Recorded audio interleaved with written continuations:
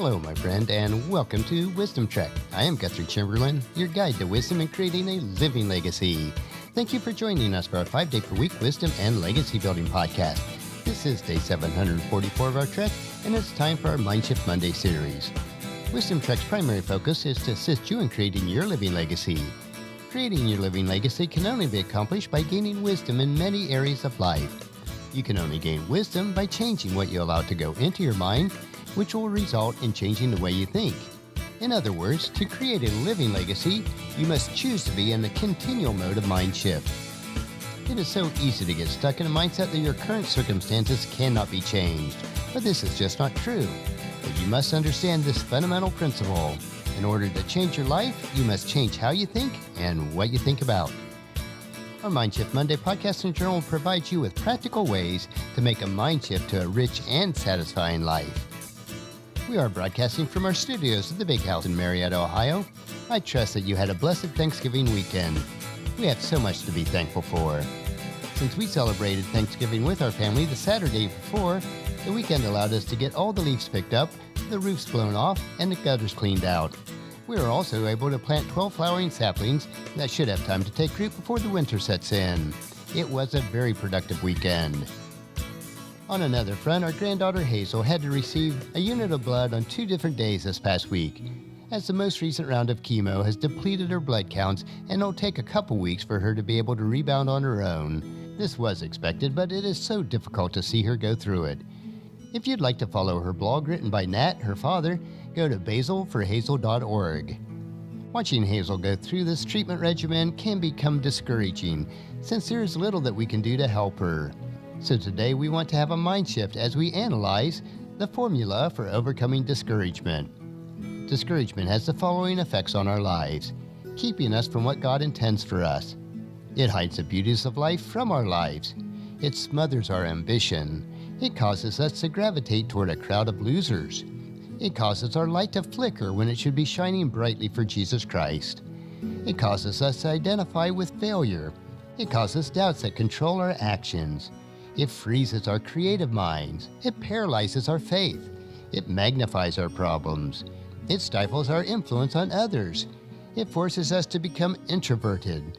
It clouds our vision, and it dashes our dreams. Discouragement is a terrible hindrance to effective living. It is Satan's most effective tool, for it causes people to throw up their hands and just quit. Although it is impossible to live in an atmosphere totally divorced from discouragement, there are a few positive steps that can help us to have a mind shift that will allow us to be victorious when discouragement surrounds us. Here's the formula for overcoming discouragement. First, add up all the successes of the past. Too many times when we are discouraged, we forget our past victories. Discouragement has a tendency to make us wallow in the negative thinking until we think only of failure. You may say to yourself, "I'm no good. I'm always making mistakes." Or, "Why can't I ever do anything right?" You need to stop dwelling on the night of negativism. Allow the light of past victories to shine into your dungeon of discouragement. Secondly, subtract all the discouraging influences. Perhaps you have friends or relatives like Job had. Maybe they hinder you instead of helping you. Take a piece of paper and make a list of your friends or those that you invest a lot of time with. Now write down their characteristics. Are they negative or positive? Do they encourage you or tear you down? Do they possess attitudes like envy, jealousy, anger, or bitterness? What do they talk about? If your friends are tearing you down, it is better to find new friends or walk for a season alone with God. Begin reading good, positive, and encouraging literature that will build up your faith. Eliminate anything in your life that leads toward discouragement. Third, multiply all of God's promises to you. One of such promises is found in Isaiah chapter 43, verses 1 through 3. "But now, O Jacob, listen to the Lord who created you. O Israel, the one who formed you, says, Do not be afraid, for I have ransomed you. I have called you by name, and you are mine. When you go through the deep waters, I will be with you. When you go down through the rivers of difficulties, you will not drown.